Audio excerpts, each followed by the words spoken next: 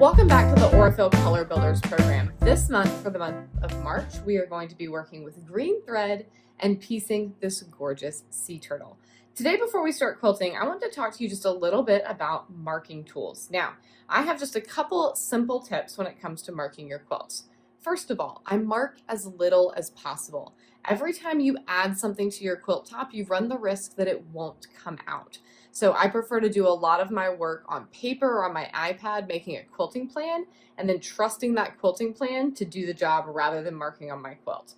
If you absolutely must mark on your quilt, do not ever use ink. And the reason for that is because, again, ink is so much riskier that it may not come out. So I like to use non-ink marking tools whenever possible.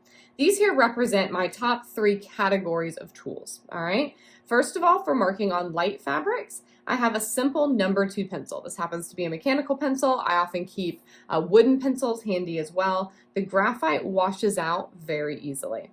If I'm marking on dark fabrics, I will use either white chalk. Again, don't use chalk that has color added to it because dyes run the risk of staining your quilt, or a ceramic pencil. The chalk pencils tend to be a little bit more readily available. The ceramic pencils are a little bit more precise. These are both kind of easily brushed or gently erased off your fabric or wash out as well. And for all fabrics, light, dark, printed, anything in between, I love a trusty Hera marker. Now, of course, you can draw any shape you want with these tools here, but the Hera marker allows us to make an indentation on our quilt, just a slight little crease using nothing but pressure, which of course easily steams out. This is best for doing things like straight lines or geometric shapes, as a marker that I always keep handy. So if you absolutely must mark your quilts, these are the tools that I recommend. And interestingly enough, this month's Color Builders is an example of a time that I'm going to mark my quilt, and I'm going to show you how to do that. Now, I mentioned that this month I'm choosing to mark my quilt. Here's the quilting plan that I have settled on. First of all, I'm going to keep my quilting in my sea turtle as minimal as possible. The seams this month are very thick. I don't want to have to do too much stitching over them. I will, however, if I can get over the seams smoothly, add just a few little switchbacks under his chin and down on his chest just to create a change of depth at those parts of the quilt where he recedes and to allow his little face to pop forward. As far as his background, I've decided to try to create a little bit of the illusion that he's swimming just beneath the surf. I'm going to use my medium green to create wavy lines underneath my turtle and some big swirls. Possibly these swirls. I'm also flirting with the idea. Let me make sure I pull the right layer off of here. There we go. And remove. Nope. I want to keep that one. I'm going to remove this one. There we go. Possibly some swirls that look more like this to look a little bit more wave-like. Still playing around mentally with which one I'm going to do. And then finally, these little bubbles, just of his little air bubbles popping up to the surface. Now, you might be thinking, HollyAnne, you're about to quilt this. How have you not decided which waves you're going to do? Well, I've decided that I'm going to do the wavy lines first and then the bubbles. Those are incidentally the 2 parts of this that I'm going to mark. Then I'm going to do what I call making visual decisions visually. I stole that phrase from my friend Frances. And it's basically letting the creative process develop as you see how the work looks. So I've got 2 options here as far as these waves, and we'll make a final decision after I do the bubbles and the wavy lines. Now, let's do a little bit of marking. For this part of my process, I'm going to use 2 of my marking tools. I'm going to use my Hera marker and I'm going to use my number 2 pencil. All right. Now, I'm going to use this Hera marker down here to mark a basic wavy line. I'm going to mark it all the way across the bottom, and I'm going to use this as my first line that I quilt so that I can echo it as I make my way up. All right. Could I simply eyeball this rather than marking it? Absolutely. Notice I'm just holding that edge down. But I've decided that I want to mark it because I want to make sure that I get enough wave in this line. And I'm concerned if I just eyeball it based on the little practice bits that I was doing while I checked my tension, then it may not be quite as wavy as I want it to be. So notice I'm just using a nice even pressure to make my way across, and you can just see this slight indent that I've created. So first bit of marking done. The second bit of marking I'm going to do is for this little guy's air bubbles.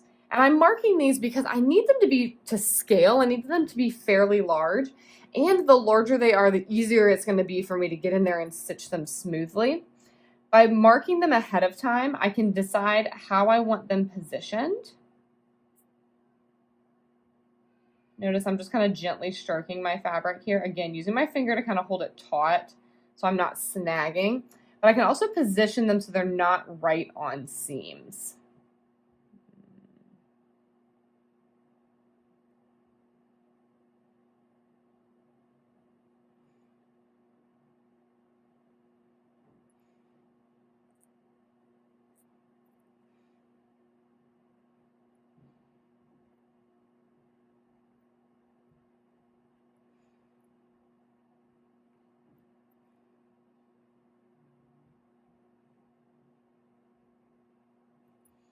These are marked very lightly. The idea here being because this is a mini quilt that I'm going to be hanging on a wall, I'm not necessarily planning on throwing this in the machine.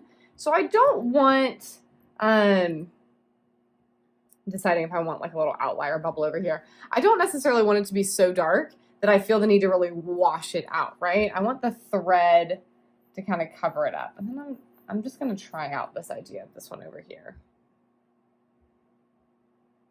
Do I want one here? See how I'm making these visual decisions visually of just like, where do I want one? These are his little nostrils, right? So I'm picturing like, how might these bubbles kind of make their way to the surface? And I think I do want one here and another one here, because let's assume that he's swimming, right? So his like trail of bubbles is going to go behind him a little bit. Oh yeah, I like how this is turning out. He's like leaving a little trail of bubbles as those waves are coming over. Now I'm looking at this. Maybe one more right here. There's not like a fine science to this, right? We're making visual decisions visually. Do keep in mind though, if you're marking bubbles like I am, that you're going to want to make sure your binding can come in here. So these are going to be right at the edge of my binding. I'm going to have a couple of choices to make. One choice that I have is that I could use this lightest thread and potentially travel between these bubbles.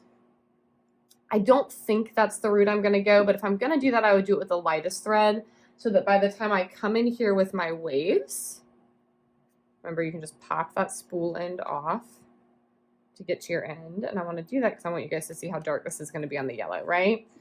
If I do the bubbles with this lightest one, it'll really be all about texture.